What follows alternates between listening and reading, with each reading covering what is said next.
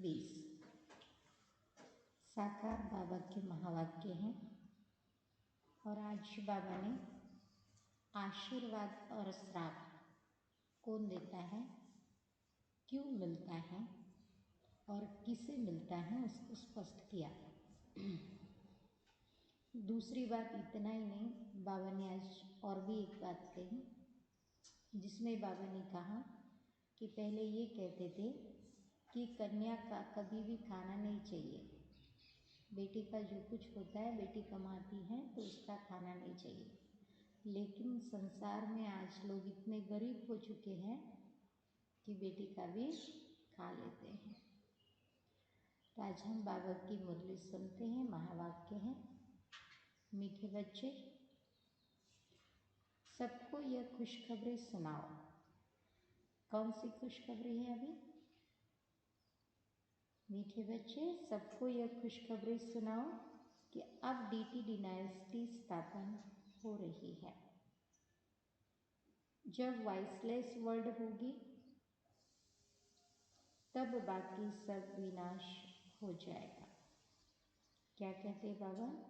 सबको यह खुशखबरी सुनाओ कि अब डीटी डिनाइस्टी स्थापन हो रही है। जब वॉइसलेस वर्ल्ड होगी तब बाकी सब विनाश हो जाएगा। प्रश्न है, रावण का श्राप, रावण का श्राप कब मिलता है? श्रापित होने की निशानी क्या है? रावण का श्राप कब मिलता है? श्रापित होने की निशानी क्या है? कब मिलता होगा? द्वापर से। उत्तर है, जब तुम देह अभिमानी बनते हो, जब तुम देह अभिमानी बनते हो तब रावण का श्राप मिल जाता है। तब रावण का श्राप मिल जाता है। श्रापित आत्माएं कंगाल भिखारी बनती हैं। श्रापित आत्माएं कंगाल भिखारी बनती हैं, नीचे उतरती जाती हैं। क्या क्या होता है देखा बाबा ने क्या कहा? रावण का श्राप कब लगता है और कब आत्माएं भिखारी बन जाती है, तो उसका बाबा ने उत्तर दिया, जब तुम देह अभिमानी बनते हो तब रावण का श्राप मिलता है। श्रापित आत्माएं करीब कंगाल भिखारी बनती जाती हैं और नीचे उतरती जाती है, नीचे उतरती जाती हैं। अब बाप से वर्षा लेने के लिए देही अभिमानी बनना है। अब बाप से वर्षा लेने के लिए देही अभिमानी बनना है। अपनी दृष्टि वृत्ति को पावन बनाना है। अपनी दृष्टि वृत्ति को पावन बनाना है। ओम शांति। श्राप कब मिलता है, क्यों मिलता है और श्राप कब खत्म होता है, वो बाबा ने 2 लाइन में सब कुछ बता दिया। रूहानी बाप बैठ रूहानी बच्चों को 84 जन्मों की कहानी सुनाते हैं। यह तो समझते हो सभी तो 84 जन्म नहीं लेते होंगे, सब ले सकते हैं। तुम ही पहले पहले सतयुग आदि में पूज्य देवी देवता थे। भारत में पहले पूज्य देवी देवता धर्म का ही राज्य था। लक्ष्मी नारायण का राज्य था तो जरूर डिनास्टी भी होगी। राजे घराने के मित्र संबंधी भी होंगे, प्रजा भी होगी। अकेले लक्ष्मी नारायण तो वहाँ कुछ नहीं करेंगे। यह जैसे एक कहानी है। कौन सी कहानी? सृष्टि चक्र की पूरी एक कहानी है। अगर सुनने में बैठो तो 5 मिनट में सतयुग, त्रेता, द्वापर, कलयुग पूरा होता है। रामायण महाभारत सुनने में कितना टाइम जाता है? 5 मिनट में रामायण और 5 मिनट में महाभारत पूरा हो जाता है। लेकिन बनने में और बनाने में बहुत टाइम गया हुआ है। इसी तरह बाबा कहते हैं ये नाटक, अगर ये स्टोरी सुने, कहानी सुने तो बहुत थोड़े टाइम में हम सुना सकते हैं, लेकिन इसका समय कितना गया? 5000 ईयर, 5000 वर्ष लगे। बाबा कहते हैं सब कुछ तो होगा ना, यह जैसे एक कहानी है। 5000 वर्ष पहले भी इनका राज्य था, यह स्मृति में लाते हैं। भारत में आदि सनातन देवी देवता धर्म का राज्य था। यह बेहद का बाबा बैठ हमें समझा रहे हैं, जिसको ही नॉलेजफुल कहा जाता है। अब नॉलेज किस चीज की है? नॉलेज किस चीज की बाबा के पास है? आदि मध्य अंत की। मनुष्य समझते हैं वह सबके अंदर को, कर्म विकर्म को जानने वाले हैं। क्या ये नॉलेज बाबा के पास है? सबके अंदर के कर्म और विकर्म को जानना, ये बाबा की नॉलेज है? आवश्यकता है? नहीं, क्योंकि जब आत्मा परम धाम से धरा पर आती है तो ज्ञान स्वरूप बनाकर बाबा भेजता है।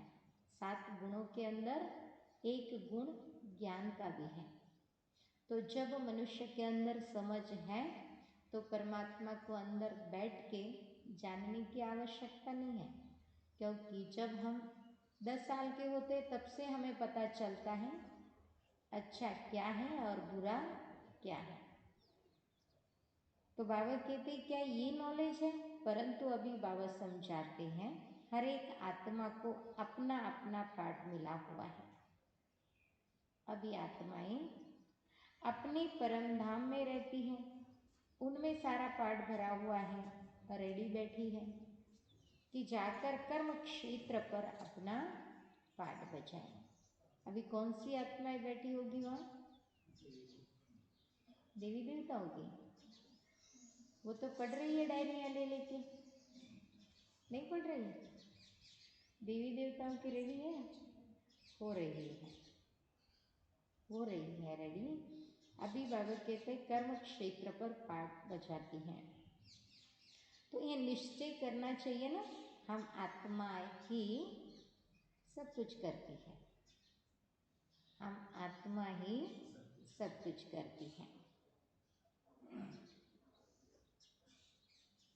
अभी बाप से मिले हैं, फिर 5000 वर्ष के बाद हम मिलेंगे। यह भी समझते हो पूज्य और पुजारी पावन और पतित बनते आए हैं।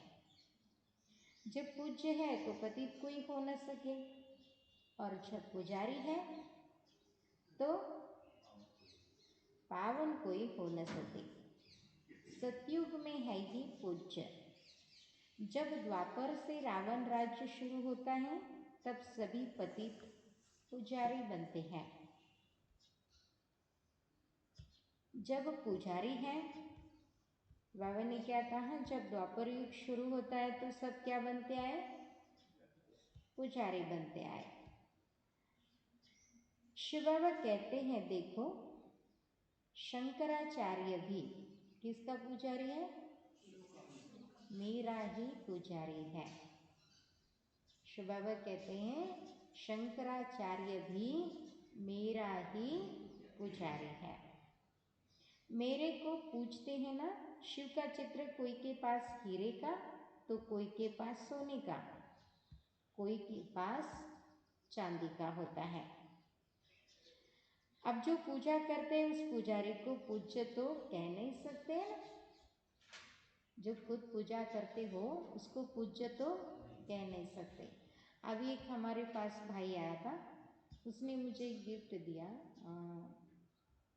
क्या कहते हैं उसको, पारा, पारे का शिवलिंग बना हुआ है इतना, तो वो गिफ्ट किया। तो मैंने उसको पूछा कि क्यों अपने पारे का शिवलिंग क्यों बनाया, तो उन्होंने कहा इसीलिए बनाया क्योंकि पारा हाथ में नहीं आता है लेकिन शक्तिशाली बहुत होता है, और जो भी इस शिवलिंग को रखते हैं घर में उसके सारे विघ्न दूर होते हैं। तो अभी वो भाई तो नॉन वीके था, तो मैंने कहा जो घर ही शिव का हो उसमें कौन सा शिवलिंग रखना चाहिए, जो वो खुद का घर ही हो। तो कहता है दीदी फिर तो उसमें सारी शक्तियाँ उसकी खुद की है, तो कौन से कॉर्नर पे उसकी शक्ति हम विराजित करें जब उसका ही घर हो। तो कहने का भावार्थ कि लोग उसको अनेक रूपों से और अनेक चीज़ों से, अनेक धातुओं से बनाते हैं, लेकिन शिव का अर्थ ही क्या है, सर्वशक्तिमान। तो उन्होंने पारे का एक शिवलिंग गिफ्ट में दे दिया है, बहुत शक्ति। आज बाबा ने कहा किस किस चीज़ के शिवलिंग बनाते हैं लोग, सोने चांदी हीरे के अलग अलग अलग प्रकार के शिवलिंग बनाते हैं। तो आप जो पूजा करते हैं क्या उसे तो पूज्य तो नहीं कह सकते, जब पूजा ही कर रहे हैं तो कौन बन गए, पुजारी ही हो गए। शिव का चित्र कोई के पास हीरे का है, कोई के पास सोने का, कोई के पास चांदी का होता है। अब जो पूजा करते हैं उस पुजारी को पूज्य तो नहीं कह सकते। सारी दुनिया में इस समय पूज्य एक भी हो नहीं सकता। पूज्य पवित्र होते हैं फिर अपवित्र बनते हैं। पवित्र होते हैं नई दुनिया में, पवित्र ही पूजे जाते हैं। जैसे किसका उदाहरण बाबा देते होंगे, पहले पूज्य होते हैं, पवित्र होते हैं और फिर पुजारी बनते हैं। आज बाबा एक कन्या का उदाहरण दे रहे हैं। जैसे कुमारी जब पवित्र है तो पूजनीय लायक है, जब तक वो पवित्र है, कन्या है, तब तक क्या बोल के पूछते हैं उसको, पूछते हैं ना, हर साल पूछते रहते हैं, बहुत सारी पूजा होती है उसकी। कन्याओं को खिलाते हैं ना, नवरात्र में भी खिलाते हैं, और भी कुछ आता है ना, 7 दिन 9 दिन कुछ होता है, 5 दिन का, जिसमें कन्याओं का पूजन होता है। स्पेशल 5 7 9 कन्याएं खिलाते हैं। हमारे गुजरात में पूरे गांव में कन्या भोज होता है, साल में एक बार कन्या भोज होता है, जो सिर्फ गांव की सारी कन्याएं जो अनमैरिड जितनी होती है ना उन सभी के लिए भोजन होता है, और सभी को कम से कम 11 रुपये देते हैं। जितनी गांव में कन्या हो, एकदम छोटे से छोटी भी लाते हैं, उसको थाली को टच करवा के लेके जाते हैं। घर में एकदम छोटी बच्ची भी पैदा हुई हो ना, कम से कम कितना भी, उससे आगे कितनी उनको भोजन खिलाकर फिर कवर पकड़ाते, कम से कम 11 रुपये देते हैं, उससे कम नहीं, कितनी भी कन्याएं हो, फिर उसके आगे जैसी जिसकी शक्ति वैसे देते। लेकिन कभी भी कुमारों का भोज नहीं बनता है, क्यों, पूजा भी नहीं होती। नहीं नहीं, हनुमान जी है, गणेश जी है तो सही, लेकिन कन्या भोज अभी तक चलता है। तो आज बाबा कहते हैं जैसे कुमारी जब पवित्र है तो पूजने लायक है, अपवित्र बनती है तो फिर सबके आगे झुकना पड़ता है। जैसे फेरे पूरे होते ही वो पंडित क्या बोलता है, जाओ सबके पैर छू, सबके, कोई भी बाकी नहीं होना चाहिए, सबके पैर के सामने झुकना पड़ता है। पूजा की कितनी सामग्री है, कहाँ भी प्रदर्शनी म्यूजियम आदि खोलते हो तो ऊपर में त्रिमूर्ति शिव जरूर होना चाहिए, नीचे में यह लक्ष्मी नारायण एम ऑब्जेक्ट है। नीचे क्या होना चाहिए, लक्ष्मी नारायण, ये हमारा लक्ष्य है, एम ऑब्जेक्ट है। हम यह पूज्य देवी देवता धर्म की स्थापना कर रहे हैं, वहाँ फिर कोई और धर्म नहीं रहता। तुम समझा सकते हो, क्या समझा सकते हैं हम, तुम समझा सकते हो, प्रदर्शनी में तो भाषण आदि कर नहीं सकेंगे, समझाने के लिए फिर अलग प्रबंध होना चाहिए। मुख्य बात ही यह है, हम भारतवासियों को खुशखबरी सुनाते हैं। क्या खुशखबरी सुनाते हैं हम, परमात्मा भारत में आते हैं। भारत को ही क्या बनाते हैं? स्वर्ग बनाते हैं। हम यह राज्य स्थापन कर रहे हैं, यह डीटी डिनाइस्टी है, अब नहीं है, फिर से इनकी स्थापना होती है और सब विनाश हो जाएंगे। सतयुग में जब यह एक धर्म था तो अनेक धर्म थे ही नहीं, तो बाकी सब कहाँ गए थे?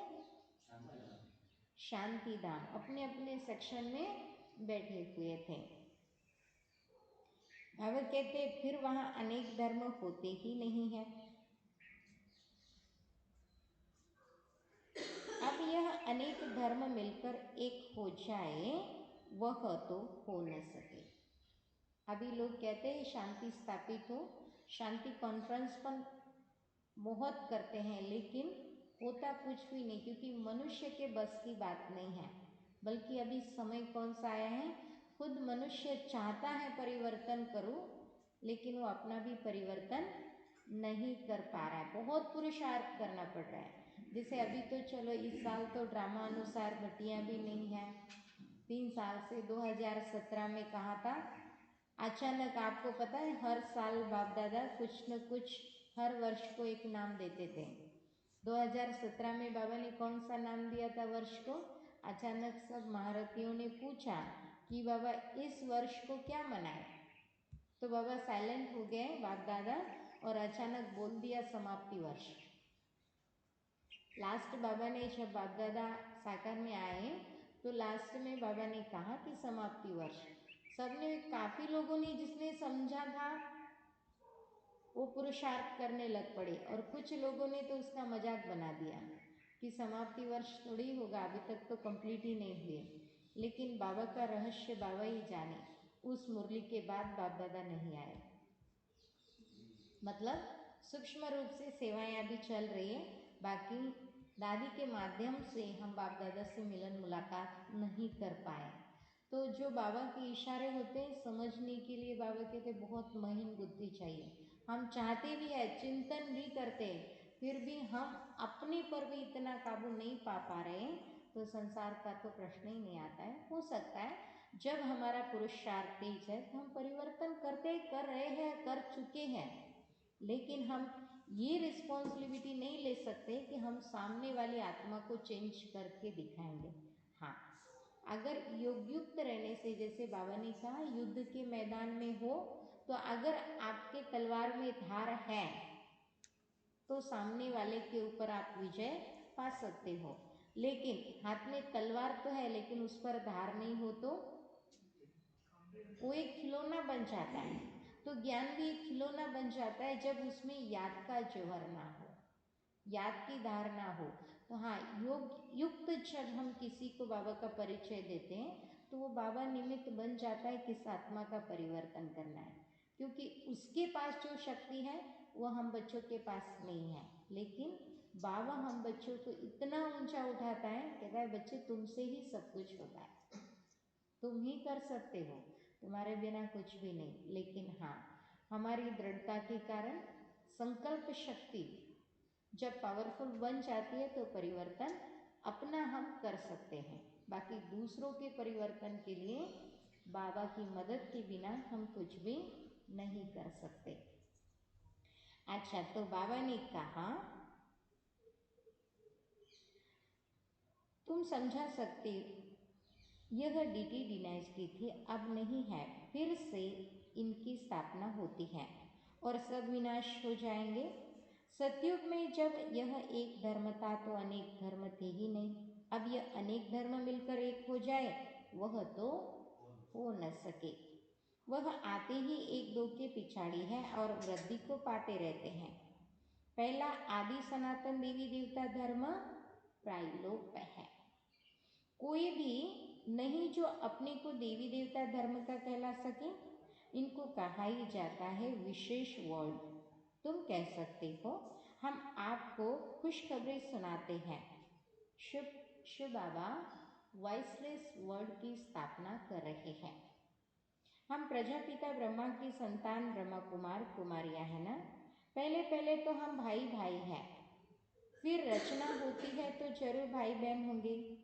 सब कहते हैं बाबा हम आपके बच्चे हैं तो भाई बहन की क्रिमिनल आई जा न सके। यह अंतिम जन्म पवित्र बनना है, तब ही पवित्र विश्व के मालिक बन सकेंगे। तुम तो जानते हो, क्या जानते हैं हम? तुम तो जानते हो गति सद्गति दाता है ही एक बाप। पुरानी दुनिया बदलकर जरूर नई दुनिया स्थापन होनी है, वो तो भगवान ही करेंगे, मनुष्य के बस की बात है नहीं। अब वह नई दुनिया कैसे क्रिएट करते हैं यह तुम बच्चे ही जानते हो। अभी पुरानी दुनिया भी है, यह कोई खलास नहीं हुई है और उसी में नई दुनिया की स्थापना बाबा को करनी है। तो पहले धरा को नहीं, पहले किसे तैयार कर रहे हैं बाबा? मनुष्य आत्माओं को तैयार कर रहे हैं। चित्रों में भी है ब्रह्मा द्वारा स्थापना, इनका यह बहुत जन्मों के अंत का जन्म है। ब्रह्मा की जोड़ी नहीं, ब्रह्मा की तो एडॉप्शन है। क्या कहते बाबा? ब्रह्मा की जोड़ी नहीं, ब्रह्मा की एडॉप्शन है। समझाने की बड़ी युक्ति चाहिए। शिव बाबा ब्रह्मा में प्रवेश कर हमको अपना बनाते हैं। शरीर में प्रवेश करे तब तो कहे हे आत्मा, शरीर में प्रवेश करे तब तो कहे हे आत्मा तुम हमारे बच्चे हो। आत्माएं तो है ही, फिर ब्रह्मा द्वारा सृष्टि रची जाएगी तो जरूर ब्रह्मा कुमारियां होंगे ना, तो बहन भाई हो गए। जब एक माता पिता के बच्चे आपस में भाई बहन हैं, दूसरी दृष्टि निकल जाती है। हम शिव बाबा से पावन बनने का वर्षा लेते हैं, रावण से हमको श्राप मिलता है। अभी हम देही अभिमानी बनते हैं तो बाप से क्या मिलेगा? जब हम देह अभिमानी थे तो रावण से श्राप मिला, लेकिन अब हम देही अभिमानी बनते हैं तो बाप से क्या मिलेगा? वर्षा मिलता है। आशीर्वाद के रूप में हमें बाबा क्या दे रहे हैं? वर्षा दे रहे हैं। देह अभिमानी बनने से रावण का श्राप मिलता है, श्राप मिलने से नीचे ही उतरते जाते हैं। अभी भारत श्रापित है ना, भारत को इतना कंगाल विकारी किसने बनाया? कोई का तो श्राप है ना, कोई का तो श्राप है। बहुत सारे ऐसे उदाहरण हैं जब पश्चाताप होता है फिर भी जिसने श्राप दिया उसके सामने विनती करने के बाद भी वो क्या कहता है? इतने समय तक तो ये श्राप चलेगा, उसके बाद हो सकता है कि आप श्राप से मुक्त हो जाओ। तो बाबा कहते रावण का श्राप भी 2500 वर्ष तक चलता है। जब तक बाबा नहीं आते हैं तब तक उस श्राप से मुक्ति नहीं मिलती है। श्राप मिलने से नीचे अभी कोई का तो श्राप है ना, यह है रावण रूपी माया का श्राप। हर वर्ष रावण को जलाते हैं तो जरूर दुश्मन है ना। धर्म में ही ताकत होती है, धर्म में ताकत होती है। और धर्म किस पर आधारित है? आज बाबा ने वो भी पॉइंट बहुत गहराई से की। धर्म किस पर आधारित है? धारणा पर। धर्म दया पर आधारित है। दया है तो धर्म है। फिर वो दया खुद पर कर रहे हैं या औरों पर कर रहे हैं, वो हम पे डिपेंड है। लेकिन दया नहीं तो धर्म नहीं हो सकता है। इसीलिए कहते हैं दया धर्म का मूल है। तो बाबा ने कहा अब कंगाल किसने बनाया? यह है रावण रूपी माया का श्राप। हर वर्ष रावण को जलाते तो जरूर दुश्मन है ना। धर्म में ही ताकत होती है। अभी हम देवता धर्म के बनते हैं, बाबा ने नए धर्म की स्थापना करने हमें निमित्त बनते हैं। कितनी ताकत वाला धर्म स्थापन करते हैं हम? बाबा से ताकत लेते हैं, सारे विश्व पर विजय पाते हैं। याद की यात्रा से ही ताकत मिलती है और कोई और विकर्म भी विनाश होते हैं। याद की यात्रा के बिना और कोई भी उपाय नहीं है। तो यह भी एक भीति लिख देनी चाहिए। हम खुशखबरी सुनाते हैं। अब इस धर्म की स्थापना हो रही है जिसको ही हेवन स्वर्ग कहते हैं। ऐसे बड़े बड़े अक्षरों में लिख दो। बाबा राय देते हैं सबसे मुख्य है यह।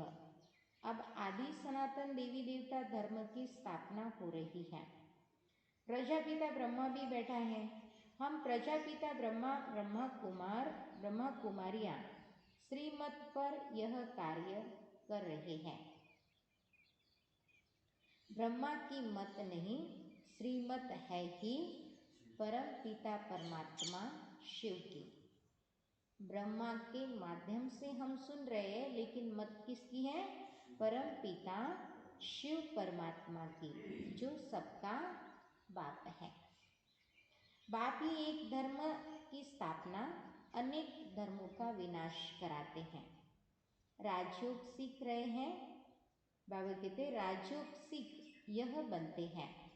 हम भी यह बन रहे हैं। हमने बेहद का संन्यास किया है क्योंकि जानते हैं यह पुरानी दुनिया भस्म हो जानी है। जैसे हद का बाप नया घर बनाते हैं, फिर पुराने से ममत्व मिट जाता है। बाबा कहते हैं बच्चे यह पुरानी दुनिया खत्म होनी है। अब तुम्हारे लिए नई दुनिया स्थापन कर रहे हैं। तुम पढ़ते ही हो नई दुनिया के लिए। अनेक धर्मों का विनाश, एक धर्म की स्थापना संगम पर होती है। लड़ाई लगेगी, नेचुरल कैलेमिटीज भी आएंगी। सतयुग में जब इनका राज्य था तो और कोई धर्म थे ही नहीं जो लड़ने का प्रश्न खड़ा हो। बाकी सब कहाँ थे? बाकी सब। और एक बात आज बाबा ने बहुत अच्छी कही कि ये सब आपके बुद्धि में होना चाहिए। इसका मतलब ये नहीं कि ये बुद्धि में है तो और कोई काम नहीं होना चाहिए, ऐसे नहीं। बुद्धि में ज्ञान करो को कई बार ज्ञान का चिंतन करो तो सेवा क्या। एक थोड़ी सी बहुत अच्छी बात है। मैं लोटस में रहती थी और मुझे सेवा थी दूध लेना, दूध गर्म करना, फर्नेस को चाय पहुंचाना, उनको लेके आना, उनको जब छोड़ना हो तो छोड़ना, बहुत कुछ शॉपिंग का है वो। तो बहुत ज़्यादा दूध 50 लीटर का तपेला गैस पे रखा। एक हमारी माता जी बहुत अच्छे, हमेशा योग में रहते हैं, हमेशा। अभी उनको कहा कि मतलब बा आप खिलाओ, हम लोग नीचे जा रहे हैं। तो कुछ काम था तो मैं नीचे गई, माता जी को एक लंबा सा तपेला दिया, चेयर पे बिठाए, योग युक्त माता जी हिला रहे। वो जो अंदर क्या कहते हैं हिलाने का था ना, उस बर्तन से हिला रहे, नीचे से दूध जल गया, नीचे तक स्मेल आ गई। फिर भी माता जी योग युक्त हिला ही रहे। फिर हमारी शारदा दीदी ने कहा तुम दूध किसके भरोसे छोड़ के आई, मतलब ऊपर तो नहीं है। मैंने कहा नहीं, मैंने तो माँ जी को उसको हिलाने के लिए बिठा के आया। तो जाओ, वो नीचे नहीं है, वो ऊपर ही है। मैं ऊपर गई, देखा तो इतना दूध जल गया। उनको पूछा कि माता जी हमें 1 सेकंड के लिए भी जो हिलाने का था वो दूध से बाहर नहीं निकाला, फिर भी जल गया, पता नहीं। मैं तो बाबा की याद में मगन थी। तो इस तरह भी मगन हम ना हो जाए कि हमारा काम बिगड़े। मतलब उनका ध्यान ही नहीं था, वो दूध पूरा जल गया। फिर दूसरी तपेली में डाला, फिर भी थोड़ी थोड़ी स्मेल तो आ ही रही थी। कहने का भावार्थ बहुत बार ऐसे बन जाता है कि हम बहुत ही ज़्यादा योग युक्त हो जाते हैं ना, तो हमारे सामने क्या बिगड़ रहा है कुछ पता ही नहीं होता है। तो मतलब इतना भी योग में, बाबा कई बार मुरली में कहते हैं ना कि इतना भी योग में नहीं रहो कि खो जाओ, योग युक्त रहो। योग युक्त का अर्थ है कि हर कर्म में हम युक्ति युक्त रहें। युक्ति युक्त है मतलब हम योग युक्त हैं। अगर युक्ति युक्त नहीं है हमारा अटेंशन, योग का मतलब ही क्या है? ध्यान। ध्यान का मतलब जब हमारा ध्यान हमारे सामने वाली चीज पर नहीं है तो ऊपर कैसे होगा? ऊपर होगा? नहीं हो सकता है। तो इसीलिए बाबा कहते हैं, क्या कहा, बाकी सब कहाँ थे, यह नॉलेज बुद्धि में रखनी है। ऐसे नहीं कि यह नॉलेज बुद्धि में रखते दूसरा काम नहीं करते हैं, कितने ख्यालात रखते हैं। बाबा खुद का अनुभव सुना रहे हैं कि बाबा को तब कितना, जिसके माथे मामला बाबा कहते थे, इतने सारे काम थे, चिट्ठियाँ लिखना, पढ़ना, मकान का ख्याल करना, तो भी बाप को याद करता रहता हूँ ना, भूलता थोड़ी हूँ। ये सब कुछ कारोबार करते बाबा, बाबा को भी याद करते थे। और बाबा के सामने तो कोई एग्जाम्पल नहीं था कि जिसको फॉलो करें।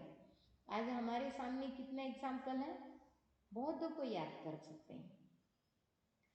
कितनी दादियां हैं, इतना मतलब दादियों को जब देखा तो बाबा कैसे हो गए वो दादियों से हमें पता चलता था। और आज भी जो पुरुषार्थ गुप्त कर रहे हैं उनको हम देख सकते हैं, थोड़ा भी सुन सकते हैं। अभी तो कितना विस्तार ज्ञान का है। बाबा को याद न करे तो विकर्म कैसे विनाश होंगे। अभी तुम बच्चों को ज्ञान मिला है, तुम आधा कल्प के लिए पूज्य बन रहे हो। आधा कल्प पुजारी तमो प्रधान, फिर आधा कल्प पूज्य सतो प्रधान होते हैं।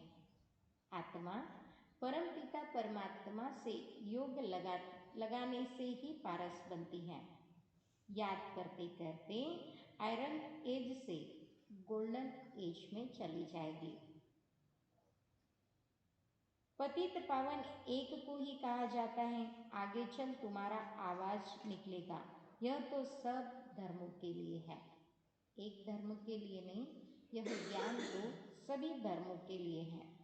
तुम कहते भी हो, बाबा कहते हैं कि पतित पावन मैं ही हूँ। मुझे याद करो तो तुम पावन बन जाएंगे। बाकी सब हिसाब किताब चुप कर जाएंगे। जो कुछ हो रहा है बाकी सब हिसाब किताब चुप कर जाएंगे। कहाँ भी मूंझते हो तो पूछ सकते हो। सतयुग में होते ही थोड़े हैं, अभी तो अनेक धर्म हैं। जरूर हिसाब किताब चुप कर फिर ऐसे बनेंगे जैसे थे। जैसे हम पहले थे वैसे हम फिर से बनेंगे। डिटेल में क्यों जाए, खुद समझ जाओ। बाबा डिटेल में क्यों जाए, जानते हो, हर एक अपना अपना पार्ट आकर बचाएंगे। अभी सबको वापिस जाना है, क्योंकि यह सब सतयुग में थे ही नहीं।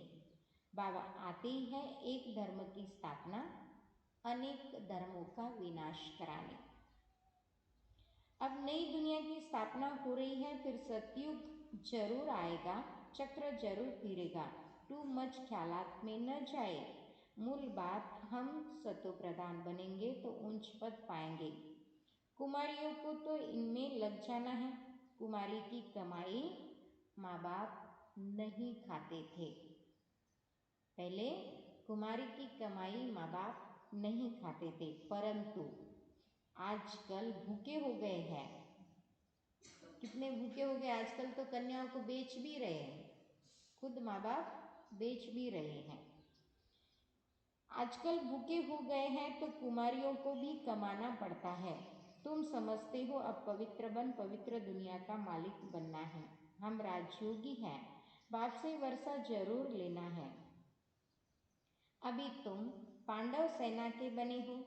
अपनी सर्विस करते हुए भी यह ख्याल रखना है, हम जाकर सबको रास्ता बताए। जितना करेंगे उतना ऊंच पद पाएंगे। बाबा से पूछ सकते हैं, इस हालात में मर जाए तो बाबा हमको क्या पद मिलेगा। सच में दिन में अगर 10 बार हम पूछेंगे ना तो जरूर अंत की तैयारी कर सकते हैं।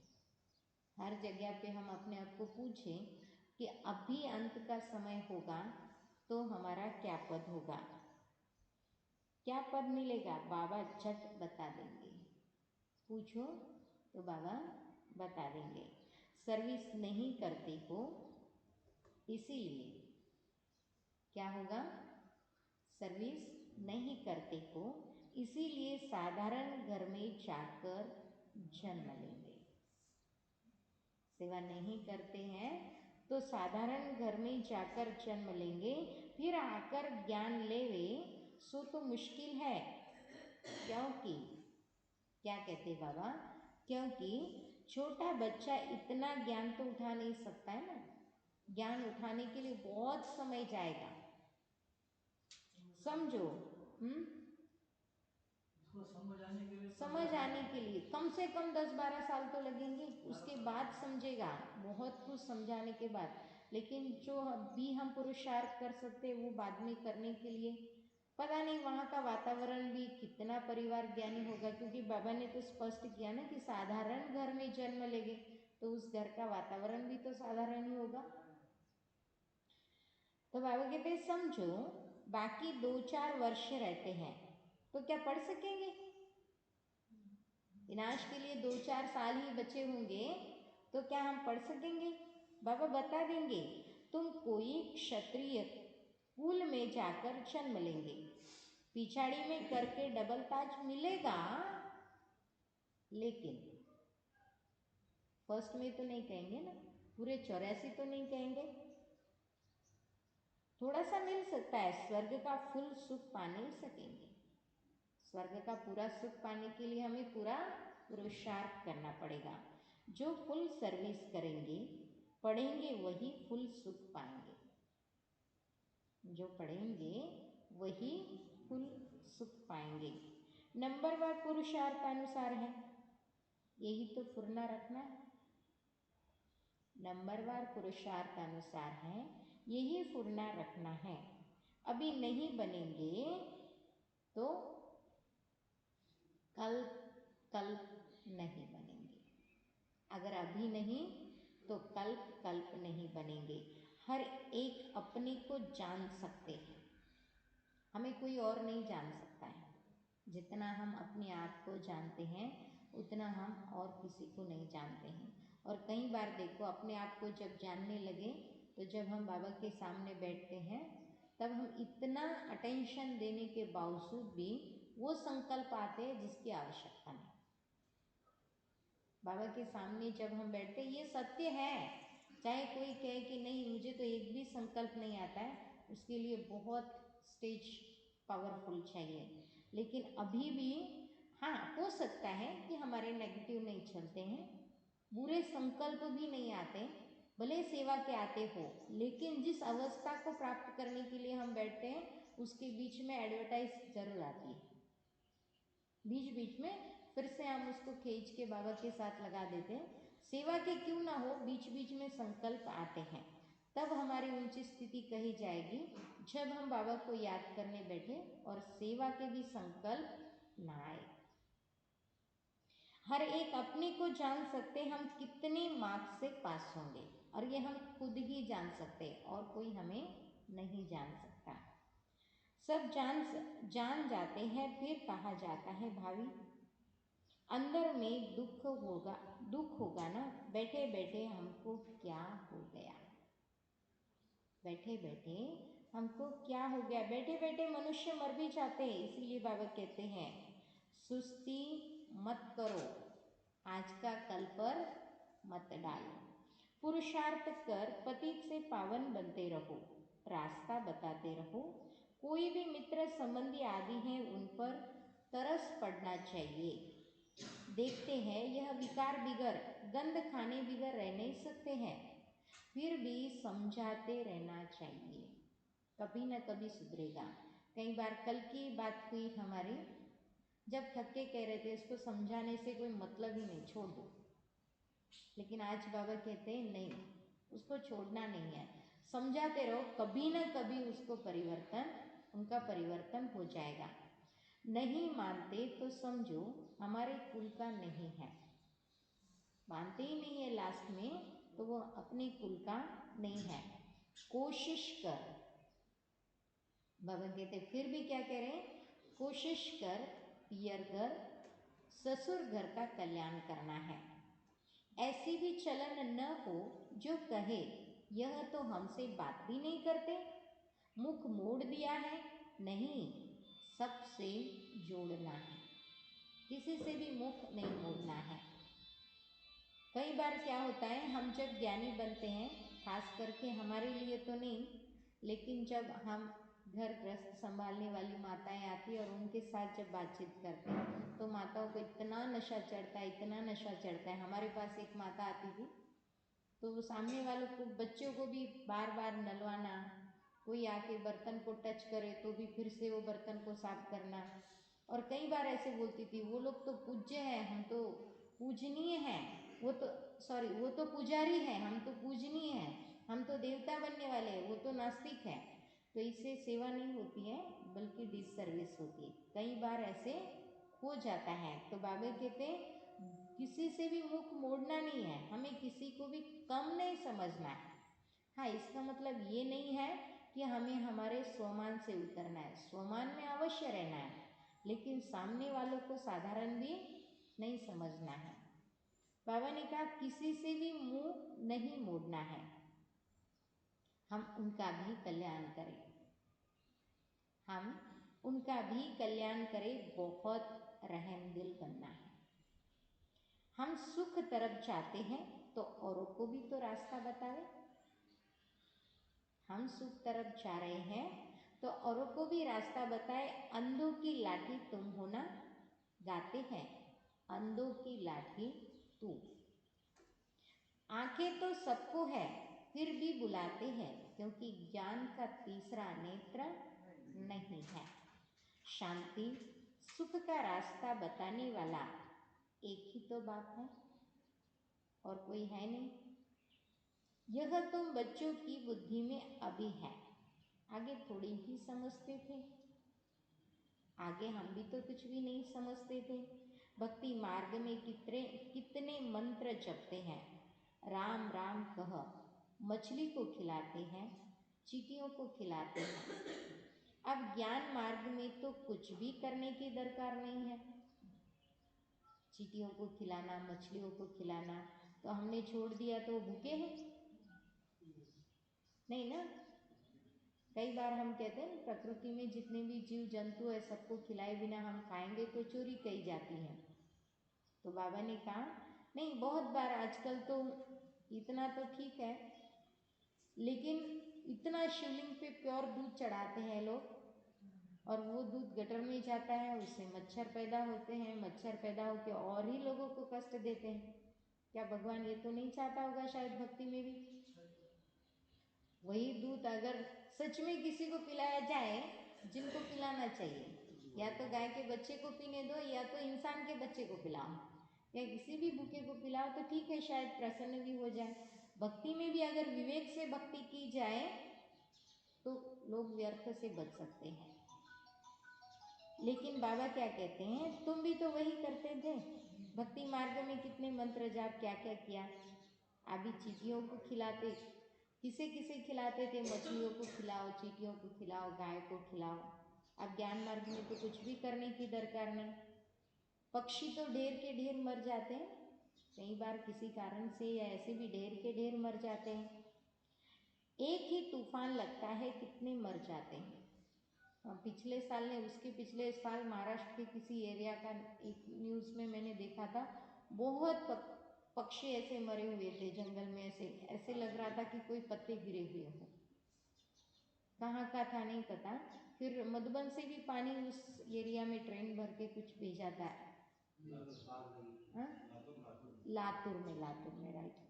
तो बाबा कहते हैं हजारों पक्षी भी मर सकते हैं ना। नेचुरल कैलेमिटीज तो अब बहुत जोर से आएगी। अभी तो बहुत कम है, इतनी सारी है, पूरे विश्व में आई है एक साथ, फिर भी बाबा कहते हैं अभी बहुत जोर से आएगी। यह तो रिहर्सल रहेगी, रियल तो हुआ ही नहीं है, रिहर्सल रहेगी।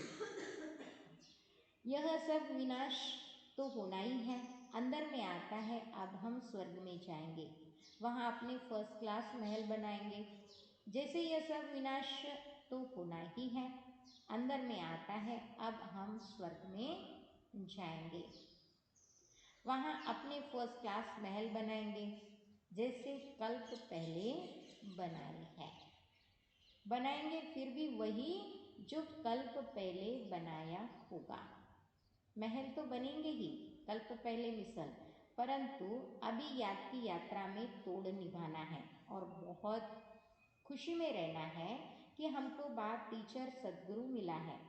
इस खुशी में तो रोमांच खड़े हो जाने चाहिए, इतनी खुशी होनी चाहिए कि रोमांच खड़े हो जाने चाहिए। तुम जानते हो हम आई हैं अमरपुरी का मालिक बनने। यह खुशी स्थायी रहनी चाहिए, यहाँ रहेगी तब फिर 21 जन्म वह स्थायी हो जाएगी। अगर कितनी बाबा ने गहरी बात बताई, यह खुशी स्थायी रहनी चाहिए, यहाँ रहेगी, यहाँ रहेगी तब फिर 21 जन्म वह स्थायी हो जाएगी। इसका मतलब अगर हमें यहाँ पे नहीं है तो 21 जन्म तक भी हमारे पास स्थायी नहीं होगी। बहुतों को याद कराते रहेंगे तो अपनी भी याद बढ़ेगी। सही बात है, जब हम किसी को बाबा का ज्ञान देते हैं या बाबा की याद दिलाते हैं तो नेचुरल रीति से हमें भी बाबा की याद आती रहती है। फिर आदत पड़ जाएगी।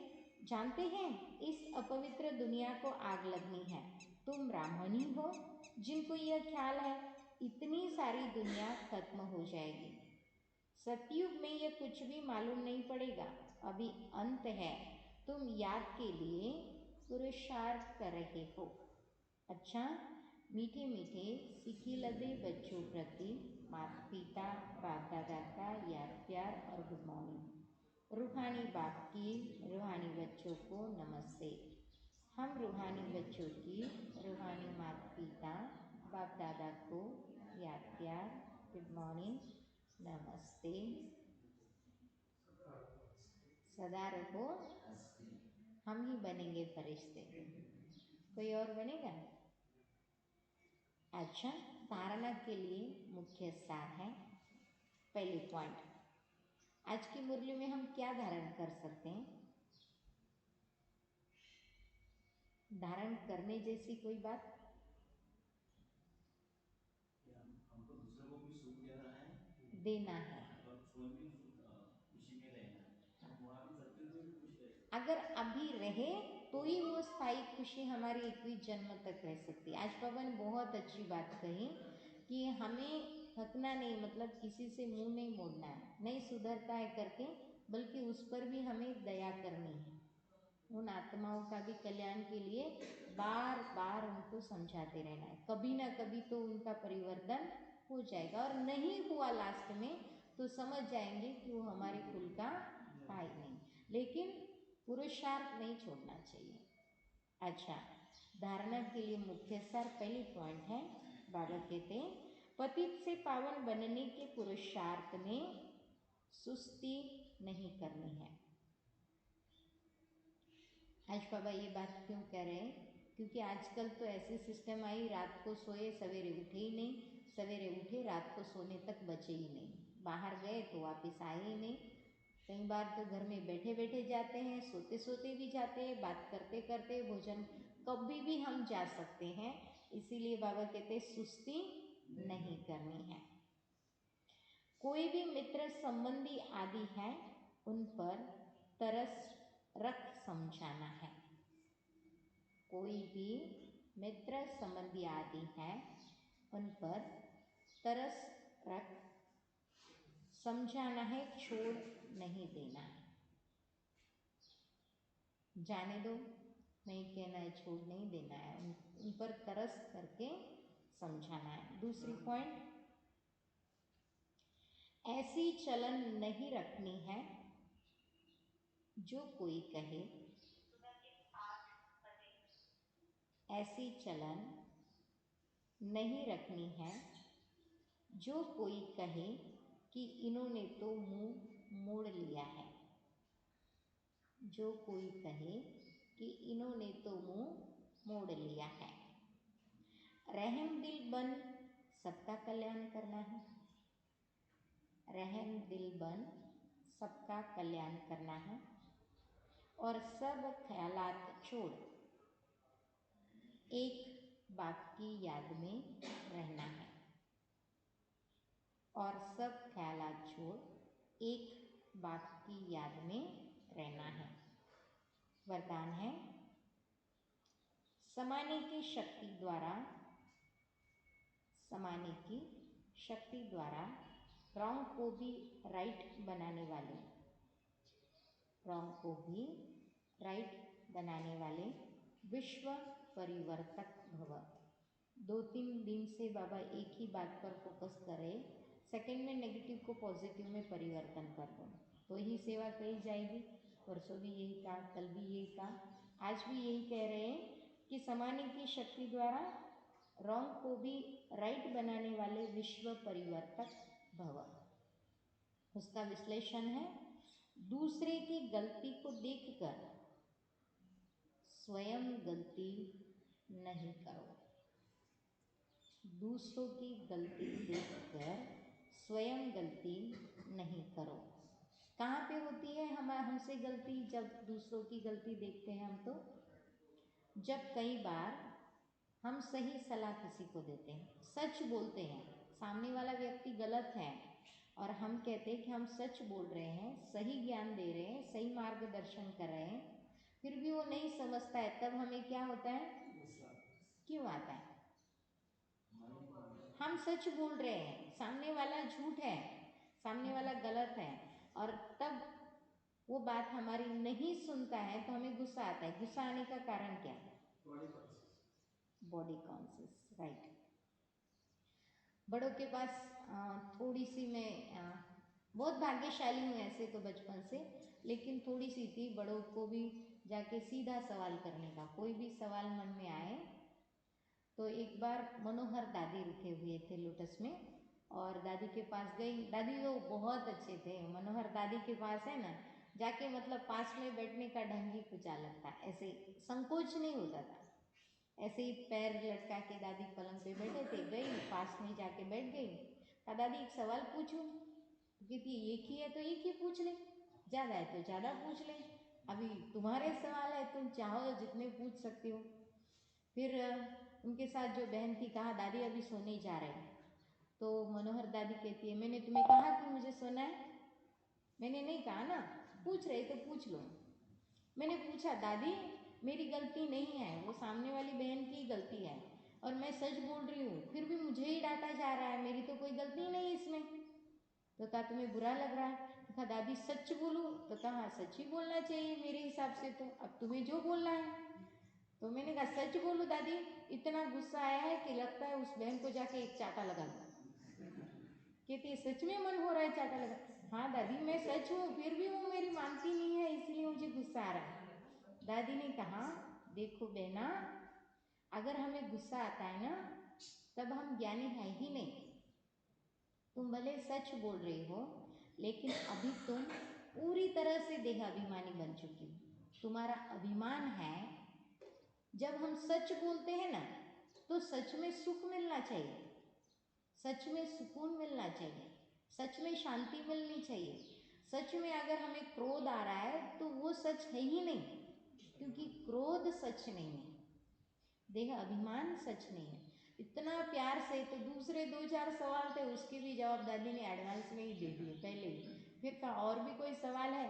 कहा थे दादी लेकिन उसका भी जवाब मिल गया, अभी पूछ के फायदा क्या, जब मुझे ही झुकना है, मुझे ही छोड़ना है तो सवाल पूछने से कोई मतलब ही नहीं।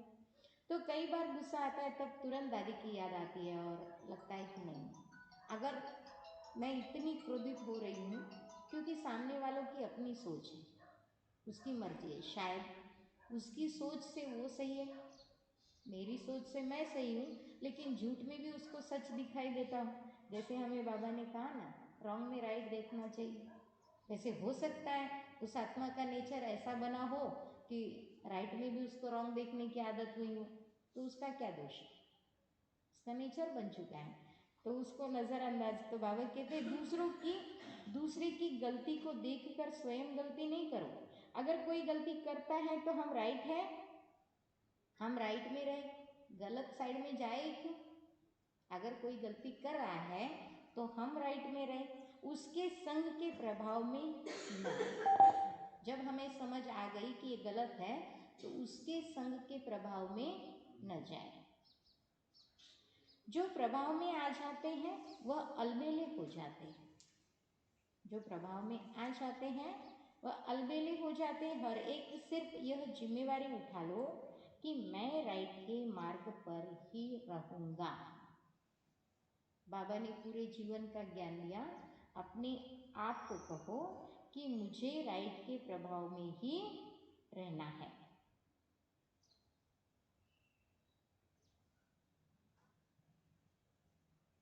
बहुत बहुत गहरी बात बाबा कह रहे हैं। हर एक सिर्फ यह जिम्मेवारी उठा लो कि मैं राइट के मार्ग पर ही रहूंगा। अगर दूसरा रॉन्ग करता है तो उस समय समाने की शक्ति यूज करो। किसी की गलती को नोट करने के बजाय उसको सहयोग का नोट दो, अर्थात सहयोग से भरपूर कर दो, तो विश्व परिवर्तन का कार्य सहज ही हो जाएगा। स्लोगन है, निरंतर योगी बनना है तो हद के मैं और मेरेपन को बेहद में परिवर्तन करो। निरंतर योगी बनना है तो हद के मैं और मेरेपन को बेहद में परिवर्तन करो। ओम शांति।